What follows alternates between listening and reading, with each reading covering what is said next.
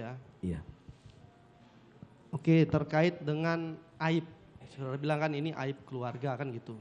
Saya ingin memastikan dulu yang ada di benak saksi yang dimaksud aib itu seperti apa.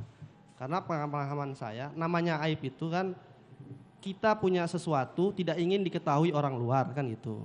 Kalau orang luar melakukan sesuatu kepada kita namanya itu musibah, keniscayaan orang akan tahu. Ini kan mohon maaf ya, istri saudara saya yang dilecehkan nih. Saudara penuntut umum, itu dia sudah utarakan bahwa itu cerita yang tidak benar. Siap yang mulia. Jadi nggak usah ditanyakan lagi lah. Bukan, saya maksud mau menggali, izin mau yang mulia. Iya. Saya hanya ingin menggali apakah yang dimaksud aib ini kan Joshua almarhum itu melakukan itu tapi mengetahui aib sehingga tidak bisa dilaporkan sehingga harus dilakukan skenario ini, itu yang mulia yang saya mau tanyakan.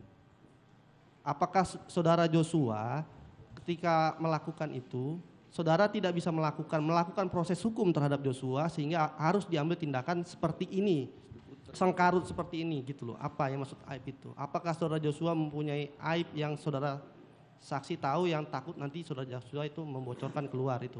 Itu yang saya sampaikan bahwa amarah dan emosi melupakan logika saya. Ya harusnya sih dia yang duduk di sini untuk menghadapi proses itu, tapi karena ya kenapa tidak dilapor polisi waktu itu? Kenapa harus seperti itu maksud saya? Ya kondisinya kan memang ya saya alami seperti ini.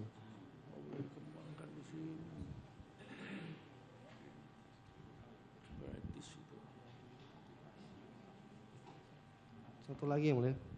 Iya.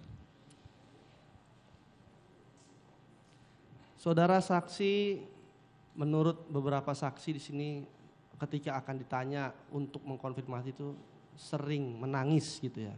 Yang ingin saya tanyakan, apakah saudara saksi ketika dipertanyakan ini menangis itu dalam rangka memang sedih atau tadi seperti bahasa saksi untuk memuluskan skenario tadi yang awal tadi itu?